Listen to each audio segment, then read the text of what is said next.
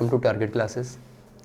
जैसा कि हमने पिछली क्लास में पढ़ा था, राज्य व्यवस्था का उद्भव कैसे हुआ, विकास कैसे हुआ, ठीक है। उसको तो हम पढ़ के पहुँचे कि वहाँ राज्य व्यवस्था के फिलोसफर कौन कौन से रहे हैं और संविधान कैसे बनाए, यानी संविधान क्या है।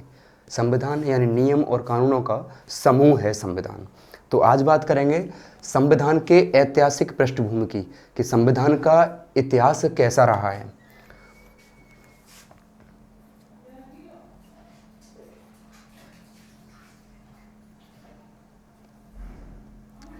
लेकिन संविधान के इतिहास से पढ़ने से पहले हम एक दो फैक्ट पॉइंट देखते हैं। पहला क्वेश्चन यहां से बनता है कि विश्व में सबसे बड़ा संविधान किस देश का है। विश्व में सबसे बड़ा संविधान किस देश का है। अब वो जो बड़ा देखा जाएगा वो दो रूपों में मिलेगा, एक तो अनुच्छेद के आधार पर और दूसरा शब्दों के आधार पर। एक दूसरा क्वेश्चन बनता है कि विश्व में सबसे छोटा संविधान किस देश का है। पहला रहेगा आपके अनुच्छेद के आधार पर और दूसरा रहेगा आपके शब्दों के आधार पर। तो देखते हैं।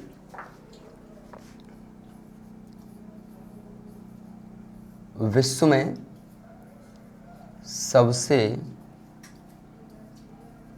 बड़ा संविधान किस देश का हुआ। अब यहां दो रूप देखने को मिलेंगे आपको। पहला मिलेगा आपको अनुच्छेद के आधार पर और दूसरा मिलेगा शब्दों के आधार पर। क्वेश्चन पूछा गया है कैसे। अगर अनुच्छेद के आधार पर आप देखोगे तो विश्व में सबसे बड़ा संविधान किसका है, अनुच्छेदों का, यानी सबसे ज्यादा अनुच्छेद किसके संविधान में है। तो आपने देखा होगा कि सबसे बड़ा संविधान आपके भारत का है। कितने अनुच्छेद हैं आपके, 395 अनुच्छेद हैं। अब काफी लोग सोच रहे होंगे कि ये अनुच्छेद तो अभी बढ़ गए हैं, 480 है, संशोधन होते रहते हैं। वो अनुच्छेद नहीं बढ़े हैं, अनुच्छेद जो आपके आर्टिकल 395 है उन्हीं में वर्णन किया गया है, यानी उन्हीं को संशोधित किया गया है, ठीक है उसका। लेकिन आपके अनुच्छेद कितने रहेंगे, 395 रहेंगे। तो आपको ध्यान रखना होगा अनुच्छेद के आधार पर विश्व का सबसे बड़ा संविधान आपके भारत का होगा। यहीं अगर शब्दों की बात करें तो शब्दों के आधार पर भी भारत आएगा। अब इसमें कितने शब्द हैं, तो लगभग 1.5 लाख, यानी 1.5 लाख शब्द हैं इसमें। कितने शब्द होंगे, 1.5 लाख शब्द बताए गए हैं। तो आप ध्यान रखना, दुनिया में सबसे बड़ा संविधान अनुच्छेद के आधार पर भी भारत का है, शब्दों के आधार पर भी भारत का है, ठीक है। शब्दों के आधार पर भारत के संविधान में कितने शब्द हैं, 1.5 लाख शब्द हैं। कितने अनुच्छेद हैं, 395 अनुच्छेद हैं। यही दूसरा क्वेश्चन बनता है कि विश्व में सबसे बड़ा जो संविधान था वो एक अनुच्छेदों के आधार पर बड़ा पूछा गया था, अब पूछा जाएगा छोटा। तो दूसरा जो रहेगा आपका, दूसरा रहता है कि विश्व में सबसे छोटा संविधान किस रूप में। देखो, पहला रहता है आपका अनुच्छेद के आधार पर, दूसरा रहेगा शब्दों के आधार पर, ठीक। तो अब आप सोच रहे होंगे कि सबसे छोटा संविधान किसका है। ध्यान करो, एक ऐसा संविधान है जो सबसे पहले लिखा भी गया था और अभी तक सबसे छोटा है। तो आपका एक संविधान है यूएसए। ये विश्व का सबसे पहला लिखित संविधान है, लेकिन अभी तक ये सबसे छोटा है अनुच्छेद के आधार पर। क्यों कि इसमें कितने आर्टिकल हैं आपके, 7 अनुच्छेद हैं। भारत के संविधान में कितने हैं, 395 अनुच्छेद हैं, लेकिन ये बाद में लिखा गया, ये सबसे पहले लिखा गया है। इसका निर्माण कब हुआ था, 1789 में। यानी अनुच्छेद के आधार पर सबसे छोटा संविधान दुनिया का कौन सा है, यूएसए का। अब बात करेंगे आपके शब्दों के आधार पर। तो शब्दों के आधार पर एक देश आता है मोनाको। इसके कितने शब्द हैं, 3814 शब्द हैं। अर्थात अब आपके क्वेश्चन रहते हैं, पहला क्वेश्चन रहता है कि दुनिया में सबसे बड़ा संविधान अनुच्छेद के आधार पर किस देश का है? भारत का है। कितने हैं? 395 हैं। दुनिया में सबसे बड़ा संविधान शब्दों के आधार पर किस देश का है? भारत का है। कितने हैं? 1.5 लाख शब्द हैं। ठीक है, यही दूसरा क्वेश्चन बनता है कि विश्व में यानी अर्थात दुनिया में सबसे छोटा संविधान किस देश का है? तो यूएसए का। कितने? किसके आधार पर? अनुच्छेदों के आधार पर। कितने अनुच्छेद हैं? 7 अनुच्छेद हैं। अभी तक इसमें संशोधन किया गया है तो लगभग 28 बार संशोधन किया गया है, लेकिन आपके भारत में देखेंगे तो देखा होगा कितनी बार संशोधन हुआ है। दूसरा आता है कि विश्व में सबसे छोटा देश कौन सा है? ऐसा कौन सा देश है जिसके संविधान में शब्दों के आधार पर सबसे छोटा है? तो कितने शब्द हैं उसमें? 3814 शब्द, 3814 शब्द। यही एक क्वेश्चन और बनता है नवीनतम, कि पूछा गया है कि विश्व में सबसे नवीनतम संविधान किस देश का है? अगर आपने देखा होगा तो विश्व में सबसे नवीनतम संविधान किस देश का होगा? तीसरा क्वेश्चन बनता है आपका नवीनतम संविधान।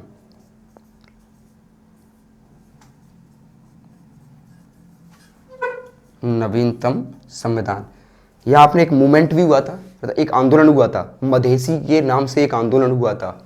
तो जो नवीनतम संविधान पूछा है वो है आपका नेपाल।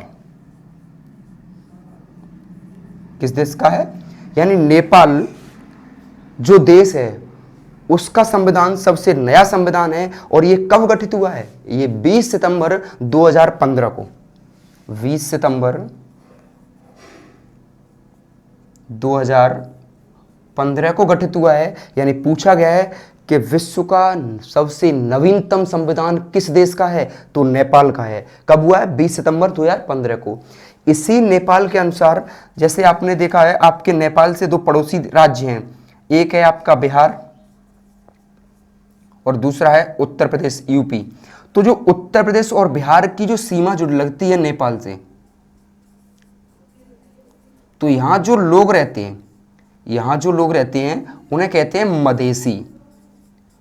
तो इन्हीं लोगों ने एक आंदोलन किया था, इसे लेकर बहुत आंदोलन हुआ था। जो नेपाल का संविधान गठित हुआ है इसे लेकर बहुत बड़ा आंदोलन हुआ था। तो पूछा गया है कि जो मधेसी आंदोलन है, मधेसी आंदोलन, वो किस जगह किया गया था? तो नेपाल। या किससे संबंधित है? नेपाल से संबंधित है। ठीक है, तो ये रहा आपके फैक्ट पॉइंट। अब बात करते हैं कि जो संविधान है, संविधान की ऐतिहासिक पृष्ठभूमि क्या रही है, यानी जो संविधान बनाया गया वो क्यों बनाया गया और कैसे बनाया गया और इसकी हमें जरूरत क्यों पड़ी। तो बात करते हैं संविधान के ऐतिहासिक पृष्ठभूमि की।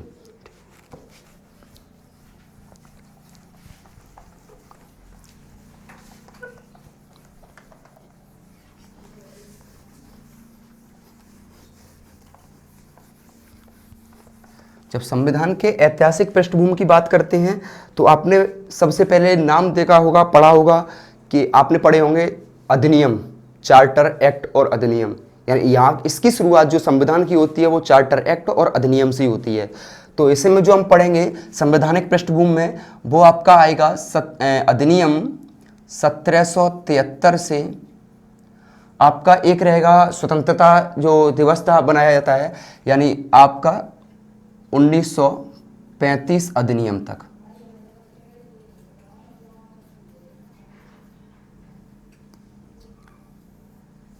जो ऐतिहासिक संवैधानिक पृष्ठभूमि रहेगी, संवैधानिक इतिहास, जो संवैधानिक इतिहास रहेगा वो रहेगा आपका 1773 अधिनियम से लेकर 1935 अधिनियम।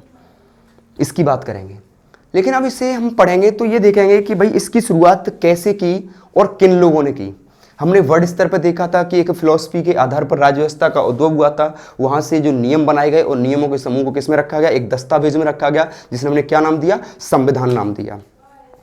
इसकी जो शुरुआत होती है वो होती है अपने जो क्लास में बताया गया होगा आपको, जैसे आपने स्ट्रीम पढ़ा था कि यूरोपीय जो लोग आए थे उनके आगमन से होती है। ठीक है, तो इसकी जो शुरुआत होगी वो होगी यूरोपीय कंपनियों से, यूरोपीय कंपनी के आगमन से। इसकी थोड़ी सी कहानी है, उसे पढ़ लेते हैं, उससे आपके समझ में आ जाएगा। ठीक है, ये जो यूरोपीय कंपनियां थी वो भारत में कैसे आई, कोई में देख लें। ये था आपका भारत। ठीक, भारत में यहाँ एक देश था ग्रीक। ठीक, ग्रीक से होके ये रास्ता था, ये था आपका यूरोप। ये क्या था, यूरोप। जब आपके ये अधिनियम बनाए गए, संविधान का इतिहास की बात करेंगे तो यहां पर थोड़ी बात आएगी कि भारत उस समय किस लिए जाना जाता था। तो भारत उस समय मसाले के लिए प्रसिद्ध था। जब मसाले के लिए प्रसिद्ध था तो यूरोपीय यहां से मसाले का व्यापार करते थे। यूरोपीय भारत से मसाले का व्यापार करते थे। वो कैसे करते थे, यूरोपीय स्थानीय मार्ग से मसाले का व्यापार करते थे। ऐसे ही समय बीतता गया तो कुछ समय बाद मांटोस यानी आपके उस्मानिया सल्तनत के लोगों ने, जो ग्रीक है इसके पास एक देश राज पड़ता है जिसका नाम है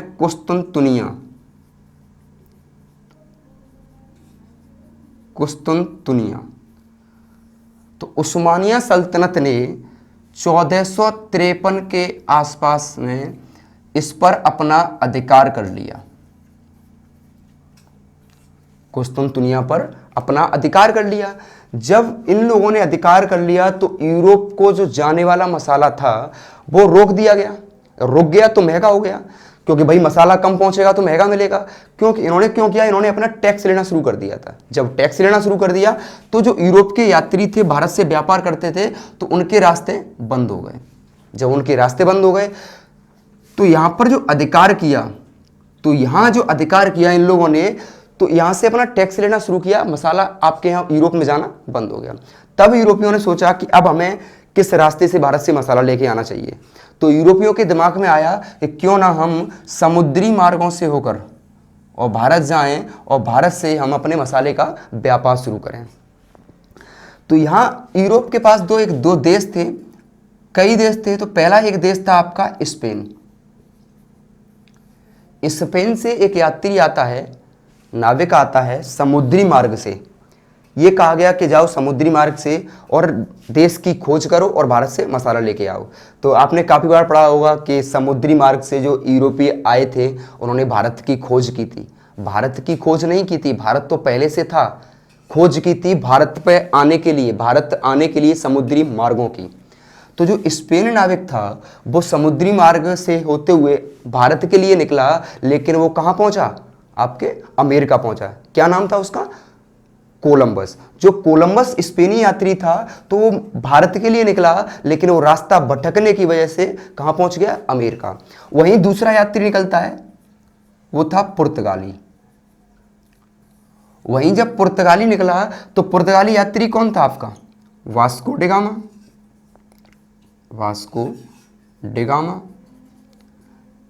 ये पुर्तगाली भारत के समुद्री मार्ग से खोज करते हुए भारत के लिए निकला तो ये केरल के कालीकट पहुंचा। तो यही कहा जाता है कि वास्को डिगामा ने भारत के समुद्री मार्ग की खोज की है, न कि भारत की खोज की है। तो वास्को डिगामा ने भारत जाने के लिए समुद्री मार्ग की खोज की और मसाले के व्यापार के लिए यहां से शुरुआत की। तो जब वास्को डिगामा भारत आया और यहां से मसाला लेकर वापस यूरोप पहुंचा तो उससे कितना लाभ हुआ था, 60 गुना अधिक लाभ हुआ था। 60 गुना अधिक लाभ हुआ था। जब वास्को डिगामा भारत से मसाला लेकर यूरोप जाता है तो उसे 60 गुना लाभ होता है। जब पुर्तगालियों ने सोचा कि भारत से हम मसाला लेकर जब हमें इतना लाभ हो रहा है तो हम क्यों ना एक कंपनी की स्थापना कर दें। तो पुर्तगालियों ने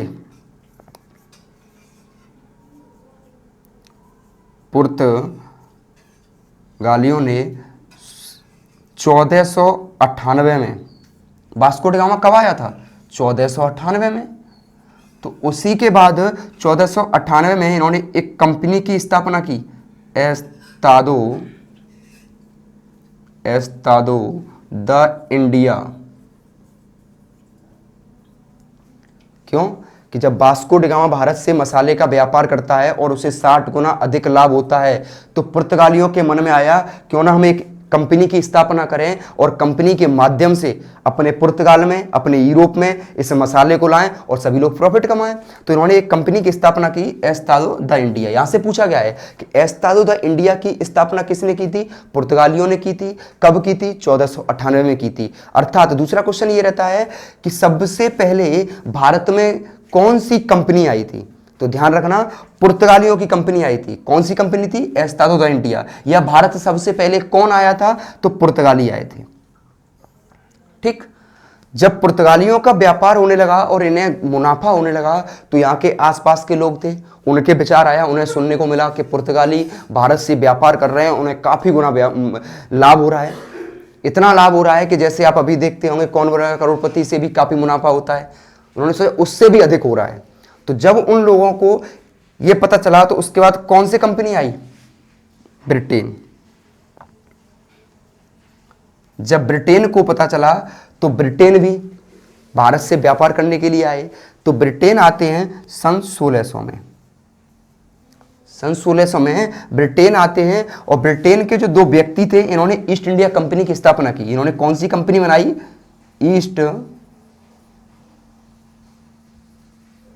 ईस्ट इंडिया कंपनी। पूछा जाता है कि भारत में दूसरी कौन सी कंपनी थी जो व्यापार के माध्यम से आई थी? कौन सी थी? East India company. किसकी थी? ब्रिटेन की थी। कब स्थापित की गई? सन 16 में स्थापित की गई। ठीक है, जब सन 1600 में ईस्ट इंडिया कंपनी स्थापित की गई व्यापार के लिए, तो पूछा गया है कि ईस्ट इंडिया कंपनी की स्थापना किसने की थी? तो यहां दो लोगों का नाम रहता है। एक रहता है जॉन वॉट और दूसरा रहता है जॉर्ज वाइट। इन दोनों, लेकिन आपको ज्यादातर जो नाम मिलेगा वो जॉन वाट का मिलेगा कि जॉन वाट ने ईस्ट इंडिया कंपनी की स्थापना की थी। ठीक है, तो देखा कि दूसरी कंपनी व्यापार के लिए आए भारत में, वो कौन थे? ब्रिटेन के थे। कौन सी कंपनी थी? ईस्ट इंडिया कंपनी थी। कब आई? 1600 में। और इन्होंने 1600 के बाद इन्होंने व्यापार शुरू किया। ठीक है, तो ईस्ट इंडिया कंपनी की स्थापना किसने की थी? जॉन वाट और जॉर्ज वाइट ने की थी। अब आपके दिमाग में ये आ रहा होगा कि ये ईस्ट इंडिया कंपनी की स्थापना तो एलिजाबेथ ने की थी, महारानी ने? नहीं, कंपनी की स्थापना इन्होंने की थी, लेकिन भारत में व्यापार करने के लिए जो अधिकार पत्र दिया था, यानी जो अनुमति दी थी, वो महारानी एलिजाबेथ ने दी थी। क्योंकि उस समय ब्रिटेन की महारानी कौन थी? ब्रिटेन की महारानी थी एलिजाबेथ प्रथम।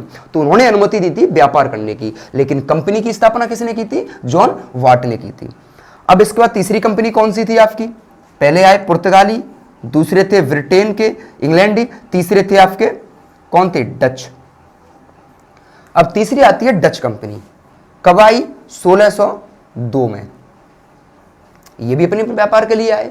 भाई ये सब लोग व्यापार करने के उद्देश्य से आ रहे थे और इन्हें भारत से मसाले का व्यापार करने के बाद इन्हें इतना लाभ हो रहा था कि इनके चर्चे पूरे यूरोप में फैल गए कि भारत से मसाला लेकर हमें इतना मुनाफा हो रहा है कि इतनी कमाई और अन्य किसी व्यापार में नहीं है। तो इन्होंने सभी लोग यूरोप के जो थे वो सभी आसपास के देश के लोग सभी मसाले का व्यापार करने के लिए भारत आने लगे। तो तीसरी कंपनी कौन सी थी? डच। कब आई? 1602 में। इन्होंने कौन सी कंपनी बनाई? Dutch east India Company. ठीक, अब हमें ध्यान रखना है, देखो हमें जो आपके संविधान के संवैधानिक इतिहास में भी जो पृष्ठभूमि पढ़ना है वो पढ़ना है सिर्फ ब्रिटेन में। ईस्ट इंडिया कंपनी के बारे में पूरा पढ़ना है, लेकिन ये जो कंपनी आई थी उसे इसलिए थोड़ा बता देता हूं क्योंकि कभी कभी कंपनियों का क्रम पूछ लिया गया है कि भारत में कौन सी कंपनी सबसे पहले आई थी, कौन सी कंपनी सबसे बाद में आई थी, या कंपनियों के नाम दिए होंगे, आपसे पूछ लिया जाएगा कि इनका सही क्रम बताएं। ठीक है, तो इसके बाद डच के बाद कौन आए थे? डच के बाद आए थे आपके डेनिस। कौन आए थे? चौथे थे आपके डेनिस। डेनिस कब आए? 1616 में। इन्होंने कौन सी कंपनी बनाई? Danish East India Company Danish East India Company. ठीक है, इसके बाद कौन सी आती है, इसका स्वीडिश भी आए थे, लेकिन स्वीडिश का इतना महत्व तो नहीं रहा है, इसलिए हम उससे पढ़ते नहीं है। ठीक है, इसके बाद आएंगे पांचवें आपके फ्रांसीसी। फ्रांसीसी ये कब आए, 1664 में। इन्होंने कौन सी कंपनी स्थापित की, इन्होंने कंपनी स्थापित की थी फ्रांसीसी, यानी फ्रांस ईस्ट इंडिया कंपनी। अब देखो, आपको यह ध्यान रखना होगा कि भारत में सबसे पहले व्यापार करने के लिए कौन आए थे, पुर्तगाली आए थे। पुर्तगालियों ने कौन सी कंपनी की स्थापना की, एस्तादो दा इंडिया की। कब की, 1498 में। या पूछा जाए कि सबसे पहले भारत की खोज किसने की थी, तो वास्को डिगामा ने की थी। किसकी खोज की थी, भारत के लिए समुद्री मार्ग की खोज की थी। ठीक है, वो किसके उद्देश्य से आया था, वो मसाले के व्यापार के उद्देश्य से आया था। ठीक है, दूसरा क्वेश्चन बनता है कि पुर्तगाली के बाद कौन लोग भारत आए थे, तो इंग्लैंड के आए थे, यानी ब्रिटेन के आए थे। ब्रिटेन के लोग आए, वो कब आए, सन 1600 में आए। उन्होंने किस कंपनी की स्थापना की, ईस्ट इंडिया कंपनी की स्थापना की। ठीक है, उसके बाद कौन सी आई कंपनी, उसके बाद आई थी डच ईस्ट इंडिया कंपनी, यानी डच के लोग आए थे। कब आए थे, सन 1602 में आए थे। ठीक है, चौथा क्रम रहेगा आपके, कौन आए, डेनिश। कब आए थे, सन 1616 में। इन्होंने कौन सी कंपनी बनाई, डेनिश ईस्ट इंडिया कंपनी।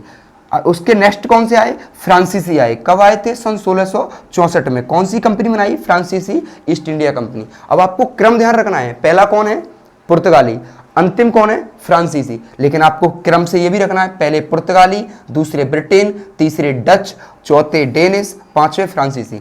मैं आपकी क्लास में बता भी चुका हूं, आपको हिस्ट्री बताया होगा, तो हिस्ट्री में आपके चैप्टर रहा था पुर्तगालियों का आगमन।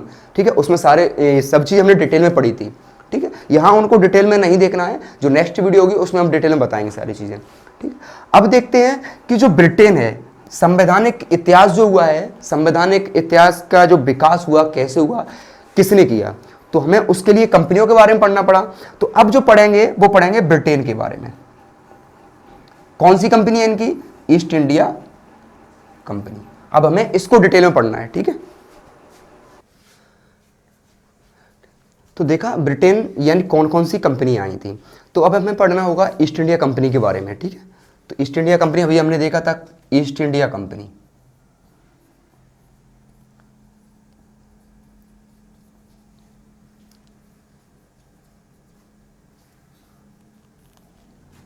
कब हुई थी इसकी स्थापना, सन 1600 में।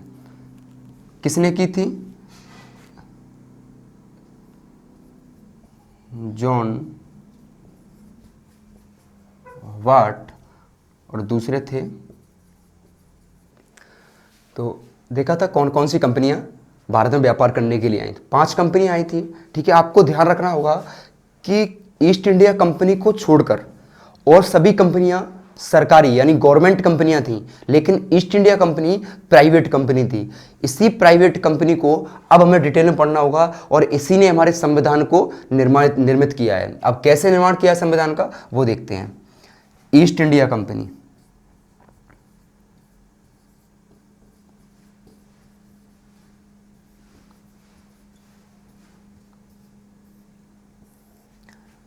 स्थापना कब हुई थी, 1600 में। इसका हेडक्वार्टर कहां पर है, लंदन में। ठीक, इसकी स्थापना किसने की थी, जॉन वाट ने।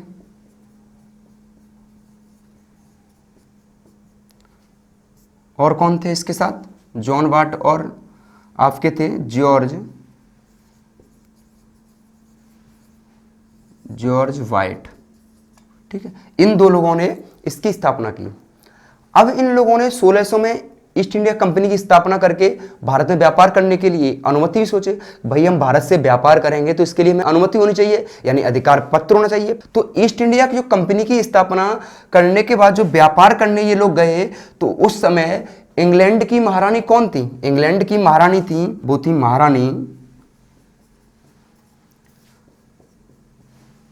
एलिजाबेथ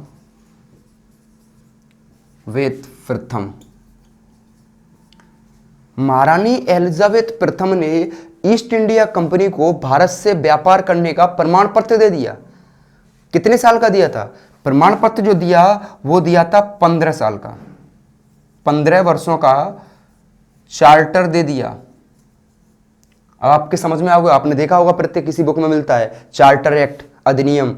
तो जो चार्टर था ये अनुमति प्रमाण पत्र था व्यापार करने के लिए, ये एक नियम प्रमाण पत्र था। इसमें रूल्स दिए गए थे कि आपको ऐसे व्यापार करना होगा, जो भी उनके व्यापार करने के नियम होंगे, जो भी रूल्स होंगे, जो भी कानून होंगे, ठीक है। तो 15 वर्षों तक इनको व्यापार करने का अधिकार पत्र मिला और ये आगे बढ़ता भी गया, जब तक 1833 में ये व्यापार करने के अधिनियम को समाप्त नहीं कर दिया गया, तब तक ईस्ट इंडिया कंपनी अपने चार्टर एक्ट से भारत में व्यापार करती रही। जब इन्होंने व्यापार किया तो इनके व्यापार के अनुसार इन्होंने सोचा कि अब हमें भारत में अपने अधिकार क्षेत्र को बढ़ाना चाहिए। भाई इंग्लैंड के ये लोग थे, जब इन्हें दिखाई दे रहा था कि भारत उस समय भारत को सोने की चिड़िया के नाम से भी जाना जाता था, तो इन्होंने कहा हमें भारत की सोने की चिड़िया पर राज करना चाहिए। तो इनकी नीयत के हिसाब से इन्होंने सोचा कि अब हम भारत के अन्य हिस्सों में अपना अधिकार कर लें। ईस्ट इंडिया कंपनी को जब 15 वर्षों तक अधिकार पत्र मिल गया और उन्होंने व्यापार अपना शुरू कर दिया, तो ईस्ट इंडिया कंपनी ने फिर सोचा कि हम भारत के अन्य क्षेत्रों में भी अपना अधिकार क्यों ना बढ़ा लें। तो उन्होंने उस अधिकार को बढ़ाने के उद्देश्य से और 2 महत्वपूर्ण युद्ध लड़े गए ईस्ट इंडिया कंपनी और भारत के बीच, जिसमें पहला युद्ध लड़ा गया 23 जून 1757 को, जिसे कहाँ पर लड़ा गया या किस नाम से जाना गया, प्लासी के नाम से जाना गया। प्लासी स्थान पर लड़ा गया। ये प्लासी कहाँ पर है? पश्चिम बंगाल का एक गांव है, यहाँ प्लाऊ नाम के पौधे हैं, उस जगह ये प्लासी का युद्ध लड़ा गया था। प्लासी का युद्ध किन किन लोगों के बीच लड़ा गया, तो ध्यान रखना है, रॉबर्ट क्लाइव और सिराजुद्दौला अर्थात ईस्ट इंडिया कंपनी और बंगाल के नवाब के बीच लड़ा गया था, ठीक है।